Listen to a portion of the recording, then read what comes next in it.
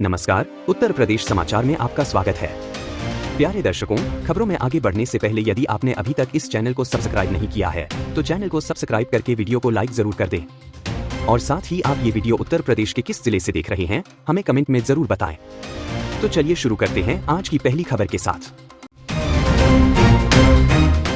अयोध्या में भगवान श्रीराम का वैदिक तिलकोत्सव भव्य समारोह संपन्न।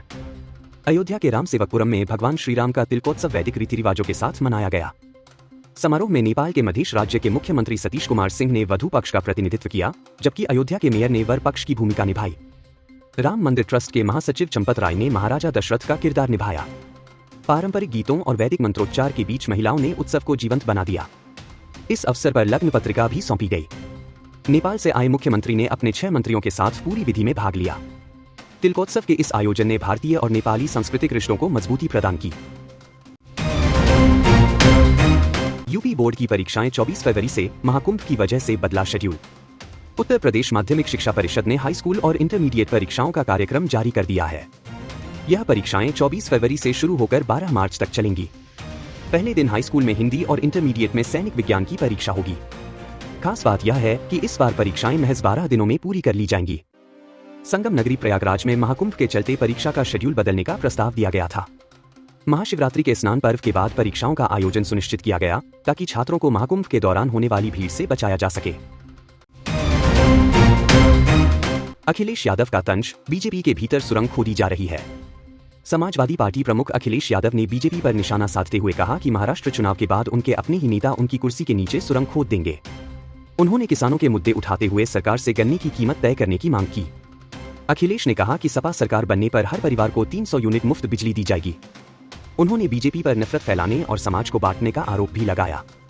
अखिलेश का कहना है कि बीजेपी पीडीए, पिछड़े, दलित, अल्पसंख्यक की ताकत से डरी हुई है। मीरापुर रैली में ओवैसी बोले, सपा ने पहले ही हार मान ली है। एआईएमआईएम प्रमुख असदुद्दीन ओवैसी ने मीरापुर उपचुनाव की रैली में समाजवादी पार्टी और बीजेपी दोनों पर तीखा हमला किया। उन्होंने कहा कि सपा ने पहले ही हार स्वीकार कर ली है और अब जयंत चौधरी को हराना उनका लक्ष्य है। ओवैसी ने वक्फ संपत्ति पर नए कानून को लेकर राज्य सरकार की आलोचना करते हुए कहा कि इससे डीएम को कब्जा करने का अधिकार मिल जाएगा। मुजफ्फरनगर दंगों का जिक्र करते हुए उन्होंने अखिलेश सरकार पर दंगा पीड़ितों को अनदेखा करने और उत्सव मनाने का आरोप लगाया। बहराइच में ध्वस्तीकरण नोटिसों पर हाईकोर्ट का stay.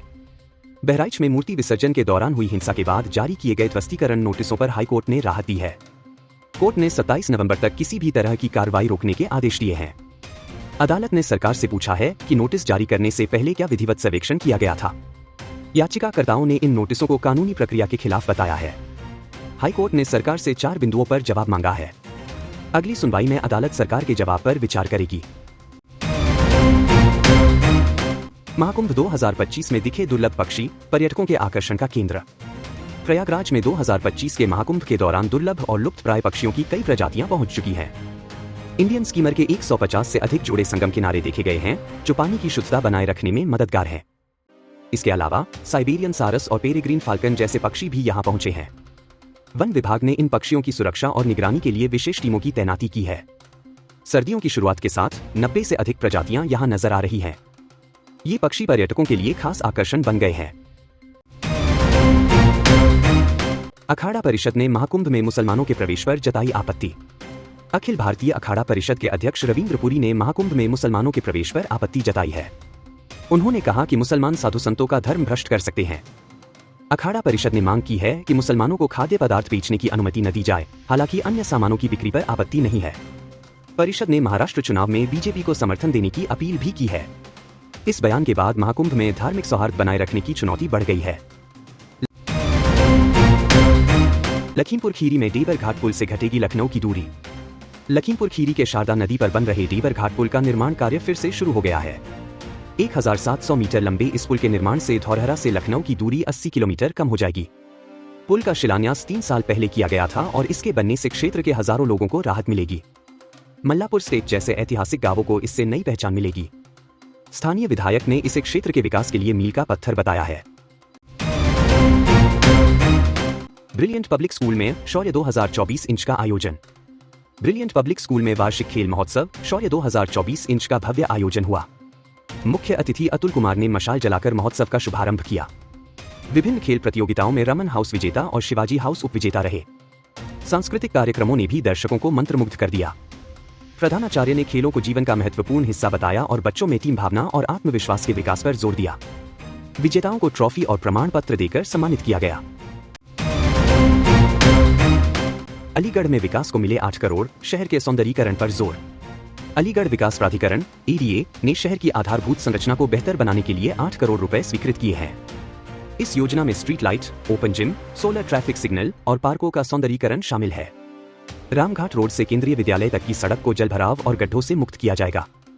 High mast light, CCTV कैमरों की स्थापना और मोहल्लों में सड़कों व नालियों का निर्माण इस योजना का हिस्सा है। यह प्रावधान स्मार्ट सिटी परियोजना को गति देने और नागरिकों को बेहतर सुविधाएं प्रदान करने की दिशा में महत्वपूर्ण कदम है। ADA के इस प्रयास से अलीगढ़ को आधुनिक और विकसित शहर बनाने की उम्मीद है। सीसामऊ में रवि किशन का रोड शो, हिंदुत्व के लिए वोट की अपील। भाजपा सांसद रवि किशन ने कानपुर के सीसामऊ में रोड शो के दौरान हिंदुत्व के समर्थन में जनता से वोट की अपील की। भोजपुरी अंदाज में भाषण देते हुए उन्होंने भाजपा को सबका हितैषी बताया और जातिवाद से ऊपर उठकर मतदान करने का आग्रह किया। रवि किशन ने अयोध्या की हार को हिंदुओं के लिए सबक बताते हुए इस बार भाजपा उम्मीदवार को जिताने पर जोर दिया।